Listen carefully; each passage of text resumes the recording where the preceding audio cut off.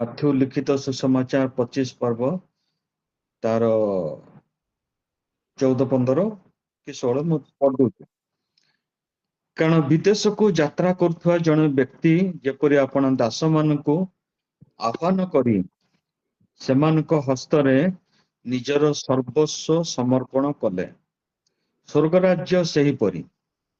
ସେ ଜଣକୁ 5 ତୋଡ଼ା, ଅନ୍ୟକୁ 2 ତୋଡ଼ା, ଆଉ ଜଣକୁ 1 ତୋଡ଼ା, ଏହିପରି ପ୍ରତ୍ୟେକଙ୍କୁ ତାହାର ଶକ୍ତି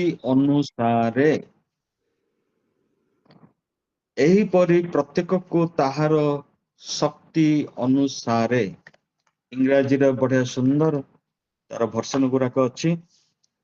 ଆକର୍ଡିଂ ଟୁ ଦ ଆବିଲିଟି, ପ୍ରତ୍ୟେକ ଜଣକୁ ପ୍ରଭୁ ଅନୁଗ୍ରହ ଦାନ କରନ୍ତି ଆକର୍ଡିଂ ଟୁ ଦ ଆବିଲିଟି। ଆରି ଉପରେ ଆଜି ଆମେ କିଛି ସମୟ ଆଲୋଚନା କରିବା, ଚିନ୍ତା କରିବା। ମୋ ସାଙ୍ଗରେ ବାହାର କରନ୍ତୁ ରୋମୀ 12 ପର୍ବର 3 ପଦ। ରୋମିଓ ପୁସ୍ତକ ରୋମାନ୍ସ ଚାପ୍ଟର 12 ଭର୍ସ 3। କାରଣ ମୋତେ ପ୍ରଦତ୍ତ ଅନୁଗ୍ରହ ଦ୍ୱାରା ମୁଁ ତୁମମାନଙ୍କ ମଧ୍ୟରେ ଥିବା ପ୍ରତ୍ୟେକ ଜଣକୁ କହୁଅଛି, ଆପଣା ବିଷୟରେ ଯେପରି ମନେ କରିବା ଉଚିତ, ତାହାଠାରୁ ଆପଣାକୁ ଅଧିକ ବଡ଼ ମନେ ନ କର। କିନ୍ତୁ ଈଶ୍ୱର ଯାହାକୁ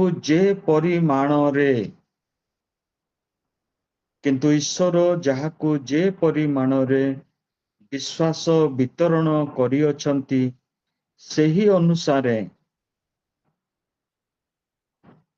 ପ୍ରତ୍ୟେକ ଜଣ ସୁବୋଧର ପରି ଆପଣା ବିଷୟରେ ମନେ କର। ପୁଣି ଆଉ ଗୋଟେ ପଦ ତା ପାଖରେ ଅଛି, ସେଟା ହଉଛି ସେଇ ରୋମୀ 12 ପର୍ବର 6 ପଦର ପ୍ରଥମ ପୋର୍ସନଟା। ଆଉ ଆମ୍ଭମାନଙ୍କୁ ପ୍ରଦତ୍ତ ଅନୁଗ୍ରହ ଅନୁସାରେ ଆମ୍ଭେମାନେ ବିଭିନ୍ନ ଦାନ ପାଇଅଛୁ। ଯେତେବେଳେ ଆପଣ ପାଉଲଙ୍କର ଚିଟାଉ ଗୁଡାକ ସବୁ ପଢିବେ, ତାକୁ ଯେତେବେଳେ ଆପଣ ମାନେ ଆଲୋଚନା କରିବେ, ସେତେବେଳେ ଗୋଟେ ସୁନ୍ଦର ବିଷୟ ଦେଖିବାକୁ ପାଇବେ। ପାଉଲ ଜଣେ ଫାରୁସୀ ଥିଲେ। ବ୍ୟବସ୍ଥା ବିଷୟରେ ତାଙ୍କର ସମ୍ପୂର୍ଣ୍ଣ ଦକ୍ଷତା, ପାଠ ପଢିଛନ୍ତି, ତା ଉପରେ ତାଙ୍କର ଚିତ୍ତାକର୍ଷକ ଜ୍ଞାନ ବି ଅଛି, କାରଣ ବହୁତ ବୁଦ୍ଧିମାନ ଲୋକ ସେ ଥିଲେ। ସେ ସବୁବେଳେ ତାଙ୍କର ଚିଟାଉ ଗୁଡାକରେ ଗୋଟେ ବିଷୟ ସବୁବେଳେ ସେ ବାର ଉଲ୍ଲେଖ କରୁଥିବେ, ଆଉ ପ୍ରାୟ କମନ ବି ଥାଏ ଯେ ଆମ୍ଭେ ମାନେ ଏକ ନୁହଁ, ଆମ୍ଭେ ମାନେ ହଉଛୁ ଈଶ୍ୱରଙ୍କର ବା ଖ୍ରୀଷ୍ଟ ଯୀଶୁଙ୍କର ଶରୀରର ଅଙ୍ଗ ପ୍ରତ୍ୟଙ୍ଗ। ପ୍ରତି ଅଙ୍ଗର କିଛି ନା କିଛି ଆବଶ୍ୟକତା ଅଛି ଶରୀର ପାଇଁ। ଇଭିନ ନଖ ଗୁଡାକର ମଧ୍ୟ ଆବଶ୍ୟକତା ଅଛି ଶରୀର ପାଇଁ। କୌଣସି ବିଷୟକୁ ପ୍ରଭୁ ଏମିତି ଆମର ମନେ ବନେଇ ନାହାନ୍ତି ଶରୀରରେ ଯୋଉଟା ଆବଶ୍ୟକତା ନାହିଁ। ପାଉଲ ଏଇ ବିଷୟଟାକୁ ସବୁବେଳେ ସେ ଜୋର ଦିଅନ୍ତି ଯେ ପ୍ରତ୍ୟେକ ଖ୍ରୀଷ୍ଟିଆନ ଭାଇ ଭଉଣୀ ସେମାନେ ମଣ୍ଡଳୀର ଗୋଟେ ଅଂଶ ବିଶେଷ, ଆଉ ମଣ୍ଡଳୀ ହଉଛି ଖ୍ରୀଷ୍ଟଙ୍କର ଶରୀର। ଏବଂ ଯେହେତୁ ସେମାନେ ଶରୀର, ସେମାନଙ୍କୁ ପ୍ରତ୍ୟେକଙ୍କୁ ସେବା କାର୍ଯ୍ୟ ଦିଆହେଇଛି ଈଶ୍ୱରଙ୍କର ଅନୁଗ୍ରହ ଦ୍ୱାରା। ଆପଣ ଦେଖିବେ କରନ୍ଥୀରେ ଲେଖା ହେଇଛି, ଆଉ ବିଭିନ୍ନ ଜାଗାରେ ମଧ୍ୟ ଲେଖା ହେଇଛି, କାହାକୁ ଭାବବାଣୀ କହିବା ପାଇଁ, କାହାକୁ ଶିକ୍ଷକ ହବା ପାଇଁ, କାହାକୁ ପ୍ରେରିତ କରି ସେ ପଠେଇଛନ୍ତି। ଆଉ କିଛି ଜାଗାରେ ମଧ୍ୟ ସେ ଲେଖିଛନ୍ତି ସେବା କାର୍ଯ୍ୟ ଅନେକ ପ୍ରକାରର, ଯେ ଦାନ କରେ ସେ ଦାନ ବି କରୁ, ଯେ ଅନ୍ୟକୁ ଉତ୍ସାହିତ କରେ ସେ ଅନ୍ୟକୁ ଉତ୍ସାହିତ କରୁ। ଏମିତି ବହୁତ ଗୁଡାକ ବିଷୟକୁ ସେ ଆଣିକିରି ମଣ୍ଡଳୀର ସେବା କାର୍ଯ୍ୟରେ से अंतर्भुक्त करिसंती। तर एकमात्र कारण होउची जेमती हमरो याकूब पुस्तक रो आमाने देखुचु कर्म बिनु विश्वास मृत बा जो माने भाबंती मु खाली विश्वास करूची सेतिकिरे सफिशिएंट जाको मना करंती नाही। विश्वास तो ठीक अछि किंतु आ संगे कर्म मध्य दरकार। वर्तमान माने पढ़िबा प्रथम पितर तार 4 पर्वर 10 पद। प्रथम पितर 4 पर्वर 10 पद। प्रत्येक जन जो परि अनुग्रह दान पाई अछु ସେହି ପ୍ରକାର ଈଶ୍ୱରଙ୍କର ବହୁବିଧ ଅନୁଗ୍ରହର ଉତ୍ତମ ଭଣ୍ଡାର ଘରିଆ ସ୍ୱରୂପେ ତଦ୍ୱାରା ପରସ୍ପରର ସେବା କର। ଗିଫ୍ଟ ଅଫ ଦ ସ୍ପିରିଟ ଭିତରେ ଗୋଟେ ସବୁଠୁ ବଳିଷ୍ଠ ପ୍ରଭୁଙ୍କର ଆତ୍ମିକ ଦାନ ହଉଛି ମଣ୍ଡଳୀର ନିଷ୍ଠା ନିମନ୍ତେ ପରସ୍ପରର ସେବା କର। ସେବା କରିବା ନିଜେ ଯୀଶୁ ସେଟାକୁ ମଧ୍ୟ ଶିଷ୍ୟମାନଙ୍କର ପାଦ ଧୋଇ ଜଳର ପ୍ରକ୍ଷାଳନ କରି ଗାମୁଛାରେ ପୋଛି ଦେଇ ଶିଖେଇଥିଲେ। ଖ୍ରୀଷ୍ଟିଆନ ଜୀବନର ସବୁଠୁ ଉତ୍ତମ ଆଉ ଅତି ସୁନ୍ଦର ଯଦି କିଛି ବିଷୟ ଥାଏ ସେଟା ହଉଛି ସେବା। ଏବଂ ସେ ସେବା ଦ୍ୱାରା ଆଜି ମଦର ଟେରେସା ଖାଲି ଇଣ୍ଡିଆରେ ନୁହେଁ ସମଗ୍ର ବିଶ୍ୱରେ ସେ ଗୋଟେ ଅତି ସୁନ୍ଦର ସେ ପ୍ରତିଷ୍ଠା ଲାଭ କରିଛନ୍ତି। ଲୋକମାନେ ଏବେ ବି ତାକୁ ମନ ପକେଇକି ଝୁରୁଛନ୍ତି ଯେ ମନୁଷ୍ୟ ଦେହରେ ଏଭଳି ଏକ ଆତ୍ମା ଆସିବ ଯାହାକି ଆମମାନଙ୍କର ଚିନ୍ତା କରିବା ଅପେକ୍ଷା ଅଧିକ ସେ କରିପାରୁଥିଲେ। କୁଷ୍ଠି ରୋଗୀ ମାନଙ୍କର ସେବା କରିପାରୁଥିଲେ। କିଛି ହାତରେ ଗ୍ଲୋଭ୍ସ ନାହିଁ, ମୁହଁରେ ପଟି ନାହିଁ, କିଛି ନାହିଁ। ସେମିତି ଘାରୁ ଗନ୍ଧ ବାହାରୁଥିବ, ସବୁ କିଛି କରୁଥିବ, ସେ ସେବା କରୁଥିଲେ। କେମିତି ସମ୍ଭବ? ହାଉ ଇଟ୍ ଇଜ ପସିବଲ? ଗୋଟେ ବିଦେଶୀ ନାରୀ ଭାରତକୁ ବୁଲି ଆସନ୍ତି କିନ୍ତୁ ସେ ସେବା କାର୍ଯ୍ୟରେ ଆକୃଷ୍ଟ ହୋଇ ଶେଷକୁ ନିଜ ଜୀବନକୁ ସେ ସେବା କାର୍ଯ୍ୟରେ ସମର୍ପଣ କରିଦିଅନ୍ତି। ଏବଂ ଯାକୁବଙ୍କର କହିବା ଅନୁସାରେ କର୍ମ ବିନା ବିଶ୍ୱାସ ମୃତ। ଆମମାନଙ୍କର ପ୍ରତି ମାସର ପ୍ରଥମ ଦିନ ବ୍ଲେସିଂ ୟୁଥ ମିଶନର ସରୋଜ ଆପଟ ଭାଇଙ୍କୁ ଦିଆଯାଏ। ଅବଶ୍ୟ ଏଇ ବର୍ଷର 3 ମାସ ସେ ସୁଯୋଗ ପାଇନଥିଲେ, ତାଙ୍କର କାର୍ଯ୍ୟ ଥିଲା ବୋଲି। ସେ ଗୋଟେ ପୋଷ୍ଟିଂ ମତେ ପୋଷ୍ଟ କରିଛନ୍ତି ତାଙ୍କର, ସେଇଟା ମୁଁ ବର୍ତ୍ତମାନ ଆପଣମାନଙ୍କ ପାଖରେ ସେୟାର କରିବାକୁ ଯାଉଛି। ଜାଗା, ନାମ, ବ୍ୟକ୍ତି ବିଶେଷ ସେମାନଙ୍କ ନାମକୁ ଉଲ୍ଲେଖ କରିବିନି ଏକ ବିଶେଷ କାରଣ ଯୋଗୁଁ, କିନ୍ତୁ ମୁଁ ସେ ଘଟଣାଟିକୁ ଆପଣମାନଙ୍କ ପାଖରେ ରହିବି। 2022 ମସିହାରେ ବ୍ଲେସିଂ ୟୁଥ ମିଶନ ଓଡ଼ିଶାର ଏକ ଉପାନ୍ତ ଅଞ୍ଚଳରେ ଯୋଉଠିକୁ ଗମନାଗମନର କୌଣସି ସୁବିଧା ନାହିଁ,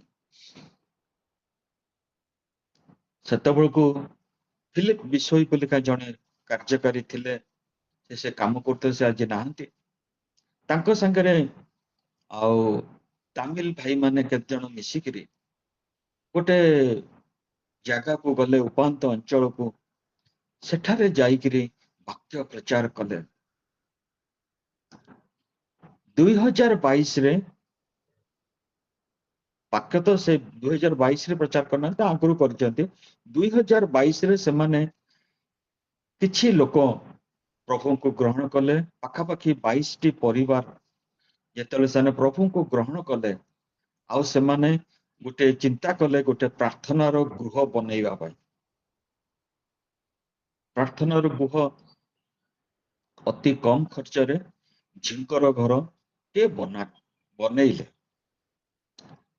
किंतु सेई जगार बा सेई ग्रामवासी मानक मध्यरे किछि लोक आको प्रोटेस्ट कले, प्रतिवाद कले, नाइ आमे एठी ख्रिस्टान मान को पुरई देबुनी, प्रतिवाद कले। खाली प्रतिवाद कले ता नुहे, मात्र से घरटी को मध्य भांगी देले, से जिंकर गुराक सब फोपाड़ी की भांगी देले, घरटी को भांगी देले।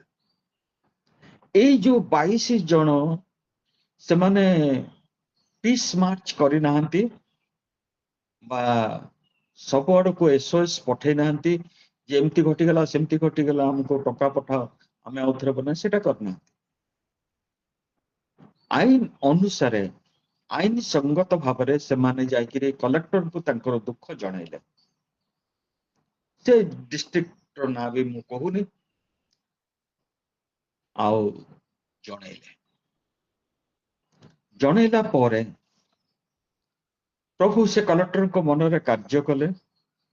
से एरिया रो जो तहसीलदार थिले तांको कहिले एमानकर जो दाबी बहुत नार्य दाबी, से माने कोनोसी माने अनसोशियल काम करिया पे करू नाहंती, मात्र तांकर से धार्मिक स्थल गोटे बनया पे मात्र इच्छा, तांको गोटे जागा बाछिकरी दियो। से तहसीलदार किंतु तांको से गां रे आउ देले नै, गां ठारो किछि दूर बाटरे किंतु बढ़िया जगह गोटे उच्च स्थली जगह पाखा पाखी, माने पहाड़िया भी नुहे किंतु टिके उठाणिया जगह रे तांको 15 फुट रे 25 फुट रो गोटे जगहटी देले घर बनया पे।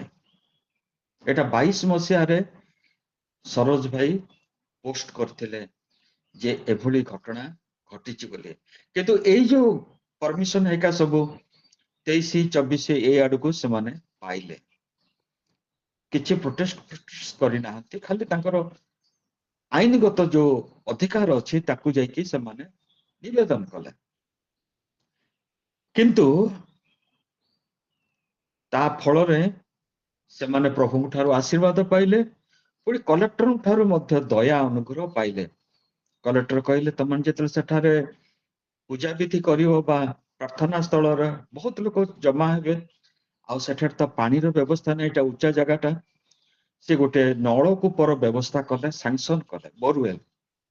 सेठारे मध्य गवर्नमेंट रो पैसा रे गवर्नमेंट तरफ गोटे बोरवेल रो व्यवस्था करा। काली की परदिन से पोस्ट करचंती केते सुंदर भाव से चर्च टी बना हेची ब्लेसिंग यूथ मिशन तरफ मिसिकरी। आउ जो युवा पुओ झियो माने से माने डांस करूचंती तांकर से आदिवासी स्टाइल रे। पुओ माने कौन से तांको पाखरे मॉडर्न इंस्ट्रूमेंट नाइ बजेया पई, तांकर से चिरा चरित जो डारा आउ मादल आकु बजेइकिरी से माने प्रभुंकर गीत बोलुचंती, झियो माने गीत बोलुचंती आउ नाच मध्य करूचंती, ढेमसा नाच। जेतरा मु पढ़िली बोले एई होची विश्वासर परिमाण केमिति आमे कर्म द्वारा बढ़ई पारिबा। आ प्रभुंकर गौरव निमंते मु कहूची सेई जो 24 टी परिवार से माने प्रभु को पाइथिले ताहा बहुत परिमाण रे बढ़ी सारिछि, एवं तांको मध्यरे गोटे पुओ से मिशनरी कॉल पाइकिरी आ मिशनरी हेई सारिछि। आपण माने भाबंतु जदि से स्थान को कौन सी मिशनरी जाई न थांते, सेठार जदि प्रभु को वाक्य प्रचार हेई न थांता, जो विश्वास आमन को पाखरे प्रभु देइचंती मंडली रो सेवा कार्य निमंते से वृद्धि पाई थांता कि से पुओटी आज मिशनरी हेई थांता कि। प्रत्येक लोकों को प्रभु किछि ना किछि अनुग्रह दान देइचंती। जेमति आज हमें प्रथमे पढ़िलु माथ्यू 25 पर्वर से 15टा मु पढ़िली, किंतु से टोटलटा होची प्रत्येक लोक को तार एबिलिटी अनुसार प्रभु तोड़ा देले, क्या 5 तोड़ा, क्या 2 तोड़ा, क्या 1 तोड़ा देकर से विदेश को गले। प्रभु आम प्रत्येक को देइचंती एबिलिटी। आउ पाउल पितर मध्य से कथा लिखुचंती, प्रत्येक जन जो पर अनुग्रह दान पाई अछि सही प्रकार ईश्वर को बहुविध अनुग्रह उत्तम भंडार करिया स्वरूपे तद्वारा परस्पर सेवा कर। द्वितीय उदाहरण अमान मध्य वीरेंद्र भाई अच्छा सी अका बहुत गुरु दायित्व नहीं सब स्पीकर मान संगे कंटाक्ट करी प्रतिदिन आम जो स्पीकर मानकर वाक्य शुणुचु से सब सेवा कार्यर काम से संतुष्ट नुहति से अन्यान्य सेवा कार्य करती छाड़ी से विभिन्न स्थान को जाइकिरे आ मंडली प्रतिष्ठा कर। मते अल्प दिन तले गोटे मंडली विषय कहते आओ गोटे झीटी से विवाह करिथिला आउ ता बाप घर को आसथिला आउ सेठारे सेठी से प्रभुंकर वाक्य शुणिला जेतले से फेरी जाइची तार ससुर घर तार स्वामी ताको मना कले नहीं से ईश्वर को आमे पालन मानुनु आमे जो ईश्वर को मानुचो तो से ईश्वर को पूजा कर। से कहला ना ना ना ना से जो ईश्वर से सबुठु बढ़िया ईश्वर मते तुमे घरे रखिले रख किंतु मु तमानु सिना छाड़देवी से ईश्वर को मु छाड़ी पारि। अल्प दिन तले वीरेंद्र भाई कहते आते सुंदर प्रभुंकर कार्य चलुची जो मान को प्रभु अनुग्रह दान देइचंती तांको कार्य रे अग्रसर हवा पाई तांको बल दौचंती एबिलिटी बढ़ाउचंती विश्वास रो परिमाण को आहुरी बढ़ाउचंती प्रभु सेमान को पाइका महिमान्वित होचंती गौरवान्वित होचंती। तृतीय विषय ये होची रशिया देशर कथा। तांकर कम्युनिस्ट रेजिम से माने हसंती ईश्वर फिश्वर किछि नाही सेटा केवल खाली गोटे मूर्खामी ए लोक माने अजथा समय लोकसान करती यही सब प्रार्थना रे बाइबल पढ़िबारे तेणु से जो अछंती प्रति देशर थांती गोइंदा संस्था तांको गोइंदा संस्था ना होची केजीबी सेमान को सेमाने लगैचंती कम्युनिस्ट रेजिम जे जोठे देखिबो एभली भाबरे गिरिजा प्रार्थना होची आ जो जो लोक माने करूचंती तांको धरिकी बांधिकी नहीं आसी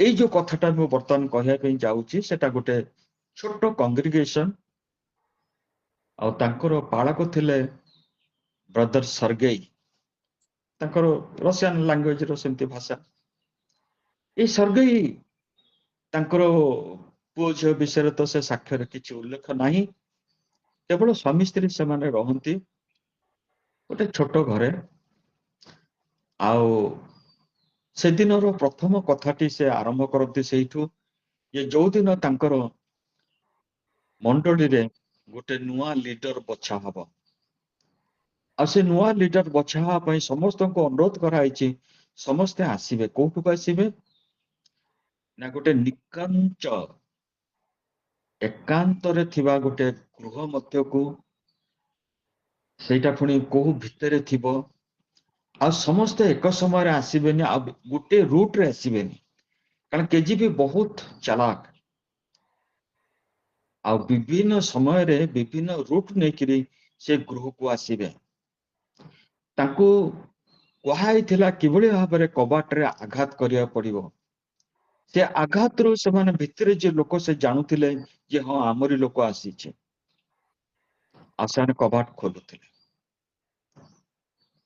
जेतिकी तांकर थिले मिशनरी बा प्रभु को जानिथिबा समस्त आसी गले तांको भितरे वोटिंग हैला आउ जने निर्वाचित हेले जे कि से लीडरशिप नेबे एवं से आंठेले ସମସ୍ତେ ପାଖକୁ ଆସି ତାଙ୍କର ମସ୍ତକ ଉପରେ ହାତ ରଖି ତାଙ୍କୁ ପ୍ରଭୁଙ୍କ ପାଖରେ ସମର୍ପଣ କଲେ ଆଉ ସେ ହେଇଗଲେ ନୂତନ ଲିଡର। ସ୍ୱର୍ଗୀୟଙ୍କର ମନ ବହୁ ସେଦିନ ଖୁସି। ଆଉ ସେ ସଭା ଶେଷରେ ଆଉ ଗୋଟେ ରୁଟ୍ ଦେଇକିରି ତାଙ୍କ ଗୃହ ମଧ୍ୟକୁ ଆସିଲେ। ଆସିକି କବାଟ ବନ୍ଦ କଲେ, ଦେଖିଲେ କୋଉଠି କୌଣସି କିଛି ମନୁଷ୍ୟ ନାହିଁ। ଯାହା ହଉ ଆଜି ପ୍ରଭୁ ଆମମାନଙ୍କୁ ସୁବିଧା କରିଦେଲେ, ଆମମାନେ ଆସିଗଲୁ, ମୁଁ ଆସିଗଲି। ଆଉ ସେ ଆସି ଗୃହ ମଧ୍ୟରେ ରହିଲେ। ରାତି 1ଟାଏ କବାଟରେ ଆୱାଜ ହେଲା। ଆୱାଜ ପରେ କବାଟକୁ ଧକ୍କା ଆଉ ହାମରିଂ କରିବାର ଆୱାଜ ଆସିଲା। ଆଉ ଏମାନେ ଧଡ଼ପଡ଼ ହେଇକିରି ଉଠିଲେ, ଦେଖିଲା ବେଳକୁ କବାଟ ସେମାନେ ଭାଙ୍ଗି ସାରିଛନ୍ତି। ଭାଙ୍ଗି ସାରିଲା ପରେ ଯୋଡ଼ିଏ ଲୋକ ସେମାନେ ଗୃହ ମଧ୍ୟରେ ପ୍ରବେଶ କଲେ ଆଉ ତାଙ୍କୁ ପଚାରିଲେ, ଆଜି କୋଉଠକୁ ଯାଇଥିଲୁ ପ୍ରାର୍ଥନା କରିବା ପାଇଁକା? ଆଉ ଯୋଉ ଲୋକକୁ ତମାନେ ନିର୍ବାଚନ କଲ ସେ ଲିଡର ବୋଲିକା ତାର ନାଁ ଦେ, ଆଡ୍ରେସ ଦେ। ମୁଁ ଏଇ ତଥ୍ୟ ଆପଣ ମାନଙ୍କୁ ହସ୍ତାନ୍ତର କରିପାରିବିନି, କ୍ଷମା କରିବେ, ସ୍ୱର୍ଗେଇ କହିଲେ। ଗୋଟେ ଜଣେ ଡେଙ୍ଗା ହେଇକି ଥାନ୍ତି, ସେ ଖାଲି ଚେନ୍ ସ୍ମୋକର।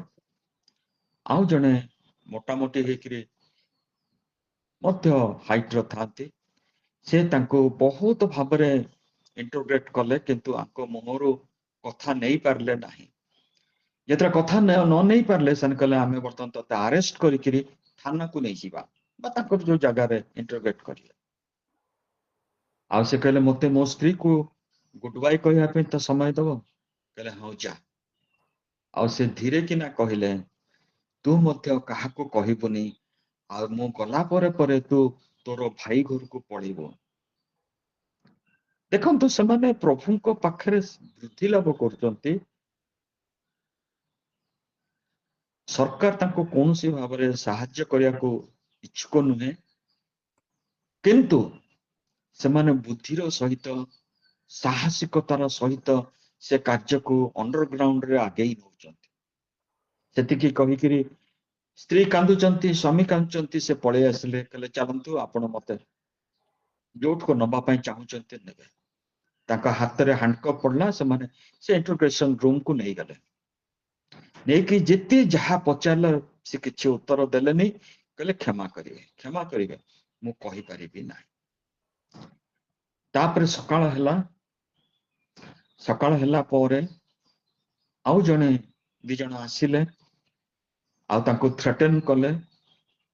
କହିଲେ ଯେ ବର୍ତ୍ତମାନ ତୋ ପାଖରେ ସମୟ ଅଛି, ଯଦି କହିଦେବୁ ଆମ ପାଖରେ ପାୱାର ଅଛି ଆମେ ଛାଡିଦେବା, ନହେଲେ ସାଇବେରିଆ ଅଞ୍ଚଳ, ରଷିଆର ଜାଣିଥିବେ ସେଟା ସବୁଠୁ ଥଣ୍ଡା ଜାଗା, ଯୋଉଠୁ ପକ୍ଷୀମାନେ ଚିଲିକାକୁ ଆସନ୍ତି, ସେ ସାଇବେରିଆ ଜାଗାକୁ ତତେ ଆମେ ପଠେଇଦେବା। ସେଠି ଗୋଟେ ଜେଲ ଅଛି, ସେ ଜେଲକୁ ଯୋଉମାନେ ଯାଆନ୍ତି ସେମାନେ କେହି ଫେରନ୍ତି ନାହିଁ। ଏଭଳି ଅବସ୍ଥାରେ ସେମାନଙ୍କୁ ରଖନ୍ତି, ସେମାନେ ସେଠି ମରିଯାନ୍ତି। ଆଇଦର ଥଣ୍ଡାରେ ମରନ୍ତି, ନହେଲେ ଭୋକ ଉପାସରେ ମରିଯାନ୍ତି। ସେ ଜେଲରୁ ଏପର୍ଯ୍ୟନ୍ତ କୌଣସି ଲୋକ କେବେ ଘରକୁ ଫେରିନି। ଟ୍ରେନ ଚାଲିଲା, ଟ୍ରେନରେ ବସିଲେ ଲୋକମାନେ, ଅନ୍ୟ ଲୋକମାନେ ବସିଲେ, ହ୍ୟାଣ୍ଡକପ୍ ପଡିଥାଏ, ସେ ସେମିତି ବସିଥାନ୍ତି। ଟ୍ରେନ ରହୁଥାଏ, ଲୋକ ଓହ୍ଲଉଥାନ୍ତି, ଯାଉଥାନ୍ତି। କିନ୍ତୁ ତା ମଧ୍ୟରେ ଗୋଟେ ଗାର୍ଡକୁ ସେମାନେ ରଖିଥିଲେ, ଯିଏକି ତାଙ୍କ ଉପରେ ତୀକ୍ଷ୍ଣ ଦୃଷ୍ଟି ସେ ରଖୁଥିଲା। ସେ ଅନ୍ୟମାନଙ୍କ ପରିକା ସେଠାରେ ବୁଲୁଥିଲା, ତାଙ୍କ ପାଖରେ ରହୁନଥିଲା, କିନ୍ତୁ ସବୁ ସେ ଅବଜର୍ଭ କରୁଥିଲା, କଣ ଏ ଲୋକ କୋଉଠି କଣ କରୁଛି, କଣ କରିବ, କଣ ନାହିଁ। କିନ୍ତୁ ସ୍ୱର୍ଗେଇ ଯେତେବେଳେ ଲୋକ ପଚାରିଲେ କଣ ହେଇଛି ତମର, କାହିଁ ହ୍ୟାଣ୍ଡକପ୍ ପଡିଛି, ସେ ପ୍ରଭୁଙ୍କ ବାକ୍ୟ ଦବାକୁ ଲାଗିଲେ। ମୁଁ ତ ଯାଉଛି ଜେଲ, ମତେ ତ କଷ୍ଟ କରିବାକୁ ପଡିବ, କିନ୍ତୁ ପ୍ରଭୁଙ୍କ ବାକ୍ୟ କାହିଁ କହିବିନି। ସେ ଟ୍ରେନର କମ୍ପାର୍ଟମେଣ୍ଟରେ ଯୋଉମାନେ ବସିଥିଲେ ସମସ୍ତେ ପ୍ରାୟ ଉଠି ଆସିଲେ। କିଏ ଛିଡା ହେଇଛି, କିଏ ସିଟରେ ବସିଛି, ଆଉ ସେମାନେ ପ୍ରଭୁଙ୍କର ବାକ୍ୟ ଶୁଣୁଥିଲେ। ହଠାତ୍ ପ୍ରଭୁ ଗୋଟେ ବୃଦ୍ଧା ସ୍ତ୍ରୀ ଲୋକ ମନରେ କାର୍ଯ୍ୟ କଲେ। ସେ ତାଙ୍କର ଯୋଉ ବ୍ରେକଫାଷ୍ଟ ବା ଜଳଖିଆ ତାଙ୍କୁ ଦେଲେ। ଗତ ରାତିରୁ ଏପର୍ଯ୍ୟନ୍ତ ସେ କିଛି ଖାଇ ନଥିଲେ, ପ୍ରଭୁଙ୍କୁ ଧନ୍ୟବାଦ ଦେଲେ ଆଉ ଖାଇଲେ। ସେ ଖାଇଲା ବେଳକୁ ସେଇ ଯୋଉ ଗାର୍ଡଟି ତାଙ୍କୁ ଅବଜର୍ଭ କରୁଥିଲା, ସେ ଆସିକି ତାଙ୍କ ପାଖରେ ବସିଲା। କାହିଁକି ବୃଥାରେ ସେ ଈଶ୍ୱରଙ୍କ ସେବା କରୁଛ? ସତରେ ସେ ଅଛନ୍ତି? ମୋର ବାପା ସେ ଥିଲେ ଜଣେ ପାଳକ, ତାଙ୍କୁ ଏଇ ଜେଲକୁ ଅଣା ହେଇଥିଲା, ତାପରେ ସେ ଜେଲରୁ ଆଉ ଘରକୁ ଯାଇନାହାନ୍ତି। ସେଇଦିନଠୁ ମୁଁ ଜାଣିଲି, ସେ ଗାର୍ଡ କହୁଛି, ସେଇଦିନଠୁ ମୁଁ ଜାଣିଲି there is no God। ଯଦି ଥାନ୍ତେ ମୋ ବାପା କାହିଁ ମୋ ପାଖକୁ ଫେରି ନଥାନ୍ତେ। ମୁଁ ଏଇ ଗାର୍ଡରେ ଜଏନ କଲି, ଏ କେଜିବି ର ଗାର୍ଡରେ ଜଏନ କଲି। ଆଉ ମୁଁ ତୁମକୁ କହୁଛି, ତମେ ଚେଞ୍ଜ କର ତମର ବିଶ୍ୱାସ, ଏଥିରେ କିଛି ଲାଭ ନାହିଁ। କିନ୍ତୁ ଯେତେବେଳେ ସେ ପ୍ରଭୁଙ୍କର ବାକ୍ୟ ଦେଲେ, ସେ ପୁଅଟି କାନ୍ଦି ଉଠିଲା, ଆଉ ସେ ପ୍ରାର୍ଥନା କଲା। ଆଉ ସେ ପୁଅ ନାଁ ହଉଛି ମିଖାଏଲ। କିନ୍ତୁ ତା ହାତରେ ତ କିଛି ନାହିଁ, ଆଉ ସେ ପ୍ରଭୁଙ୍କୁ ଗ୍ରହଣ କଲା। ତାପରେ ସେ ଜେଲକୁ ତାଙ୍କୁ ପଠା ହେଲା। ଜେଲର ଗୋଟେ ଆବଦ୍ଧ କୋଠରୀରେ, ସେଠି କେହି ଲୋକ ବାକ କିଛି ନାହିଁ, ଖାଲି କଂକ୍ରିଟର ଗୃହ। ଗୋଟେ ଉପରେ ଗୋଟେ ସ୍କାଇଲାଇଟ ପରିକା ଗୋଟେ ଜାଗା ଅଛି, ଯୋଉଠକୁ ଖଟ ଉପରେ ଚଢିଲେ ବହୁତ କଷ୍ଟରେ ସେ ହାତ ପାଇବ, ସେତିକି ଖାଲି ପବନ ଯିବା ଆସିବା ପାଇଁ।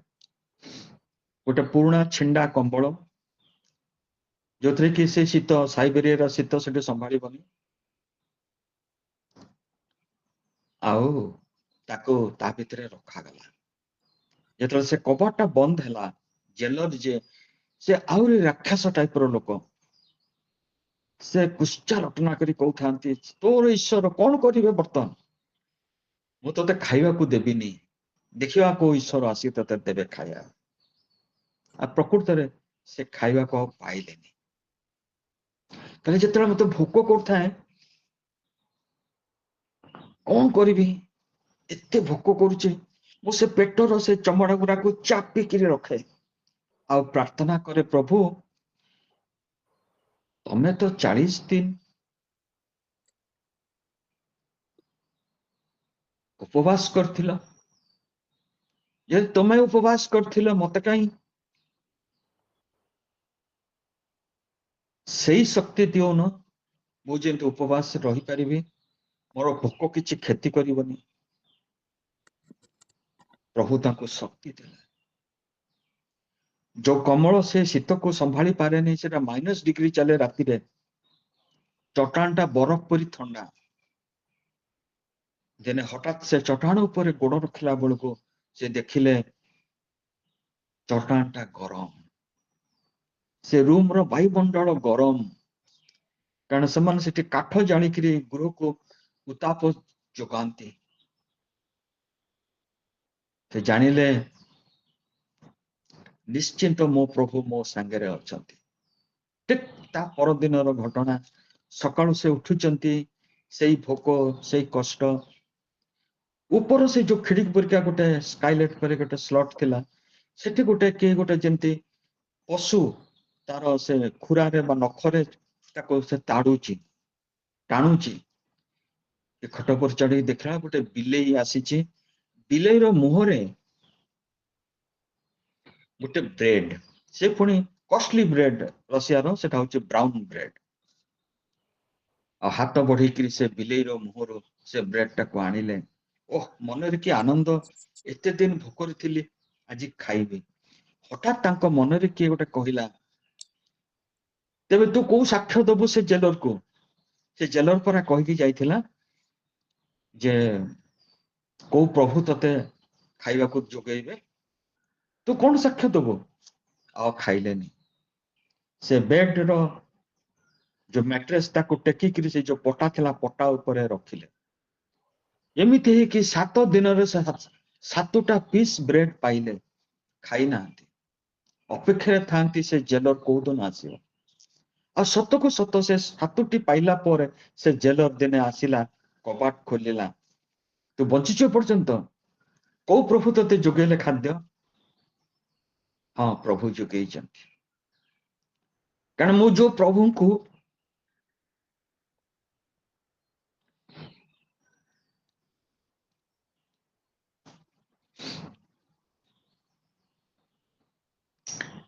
ମୁଁ ଯୋଉ ପ୍ରଭୁଙ୍କୁ ସେବା କରେ ସେ ମୋ ସାଙ୍ଗରେ ଅଛନ୍ତି।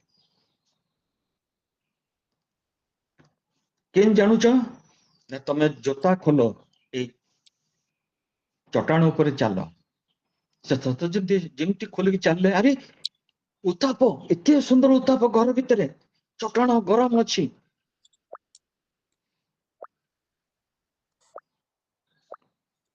କହିଲେ ସେତିକି ତମେ ମତେ ଚ୍ୟାଲେଞ୍ଜ କରିଥିଲ ନା?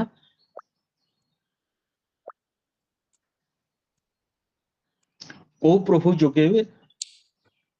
ମ୍ୟାଟ୍ରେସଟା ଟେକିଲେ, 7ଟି ପିସ୍ ବ୍ରେଡ ବିଲେଇ ଆଣିଥିଲା ତାକୁ ଦେଖେଇଲେ। ଏତିକି କଥାବାର୍ତ୍ତା କରୁ କରୁ ସେ ବିଲେଇ ଆଉ ଥରେ ଆସିଲା। ସେ ପୁଣି ତାର ନଖ ଗୁଡାକ ଟାଣିଲା ସେଠି। ଏ ଚଢିକିରି ଯେତେବେଳେ ଆଣୁଛନ୍ତି ସେ ବ୍ରେଡଟା, ସେ ଜେଲର ଯେମିତି ଆଖିଟା ବାହାରି ପଡିଲା, ଆଶ୍ଚର୍ଯ୍ୟ ହେଇକି ଅନେଇଲା। କହିଲେ ଏଇଥିରେ ପ୍ରଭୁ ମତେ ଯୋଗେଇଛନ୍ତି। ସେ ଜେଲର ଆଉ କିଛି କଥାବାର୍ତ୍ତା କରିପାରୁନି। କହିଲା ତ ମୋ ବିଲେଇ, ମୋ ଝିଅର ସାଙ୍ଗରେ ସେ ଖେଳେ, ଆମର ଘରର କିଚେନରୁ ବ୍ରେଡ ଆଣିକି ଏଠୁ ତମକୁ ଦଉଛି।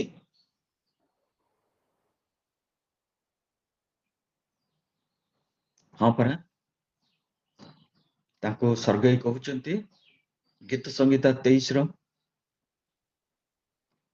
ତୁମେ ମୋ ଶତ୍ରୁ ମାନଙ୍କ ଆଗରେ ମୋର ମେଜ ସଜେଇ ଅଛ। ଆମଠୁ ତ ବାଇବଲ ଛଡେଇ ଦେଲ, ନହେଲେ ତମକୁ ପଦ ଦେଖେଇଥାନ୍ତି।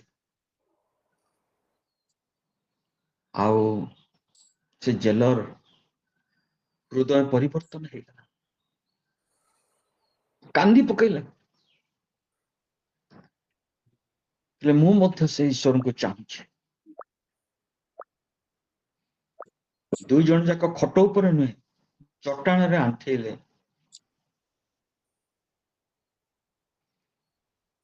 ପାଷ୍ଟର ସ୍ୱର୍ଗେଇ ପ୍ରାର୍ଥନା କଲେ, ଜେଲର ପରିବର୍ତ୍ତନ ହେଲା। ସମୟ ହେଇସାରିଛି। ଆଜି ଆମର ଆରମ୍ଭ ହୋଇଥିଲା each according to his ability. କିନ୍ତୁ ଯେ 5 ତୋଡ଼ା ପାଇଥିଲା ସେ ସେଥିରେ ସନ୍ତୁଷ୍ଟ ନଥିଲା, ଆଉ 5 ତୋଡ଼ା କଲା। ପ୍ରଭୁ ଆମମାନଙ୍କୁ ସମସ୍ତଙ୍କୁ ବିଶ୍ୱାସର ପରିମାଣ ଦେଇଛନ୍ତି, ଅନୁଗ୍ରହ ପ୍ରଦତ୍ତ ହେଇଛି। ପଢେଇବା କାର୍ଯ୍ୟ ସେ ଓଡ଼ିଶାର ଯୋଉ ଉପାନ୍ତ ଅଞ୍ଚଳରେ ସେମାନଙ୍କର ବିଶ୍ୱାସକୁ ପ୍ରଭୁ ପରୀକ୍ଷା କଲେ, ସାହାଯ୍ୟ କଲେ, ନୂତନ ଗିର୍ଜା ବନେଇଲେ। ବୀରେନ୍ଦ୍ର ଜଗନ୍ନାଥ ନାୟକ ତାଙ୍କ ସେବା କାର୍ଯ୍ୟରେ ଏପର୍ଯ୍ୟନ୍ତ ଲାଗିଛନ୍ତି, ନୂତନ ମଣ୍ଡଳୀ ସବୁ ସେ ସ୍ଥାପନ କରୁଛନ୍ତି। ପାଷ୍ଟର ସ୍ୱର୍ଗେଇ ପ୍ରଭୁ ବିଲେଇର ଦ୍ୱାରା ବ୍ରେଡ ପଠେଇଲେ, ପରୀକ୍ଷା କରିକି ଦେଖେଇଦେଲେ ମୁଁ ହଉଛି ସେ ଜେହୋବା ଜିରି। ଆଜି ପ୍ରଭୁ ଆମ ପ୍ରତ୍ୟେକଙ୍କୁ ଆଶୀର୍ବାଦ କରନ୍ତୁ। ଆମର ବିଶ୍ୱାସ ପାଇଁ କର୍ମ ଦରକାର। ସେ କର୍ମ ବିନୁ ବିଶ୍ୱାସ ମୃତ ବୋଲି ଯାକୋବ ଲେଖିଲେ।